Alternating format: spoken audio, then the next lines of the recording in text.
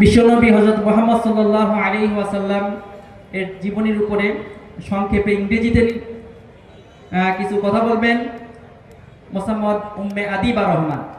আমি উম্মে আদিবাকে ইংরেজিতে রাসূল করিম সাল্লাল্লাহু আলাইহি ওয়াসাল্লামের জীবনীর উপরে সংক্ষেপে কিছু বলার জন্য অনুরোধ করছি।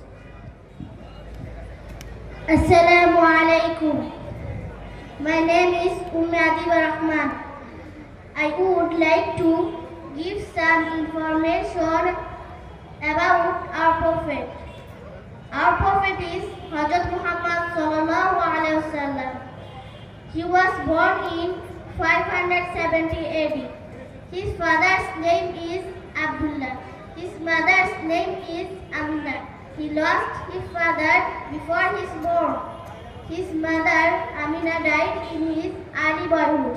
He married Bibi Khadija at the age of 25. From his childhood, he was truthful. For this reason, he was called Al-Amin. He died at the age of 63. Assalamu alaikum.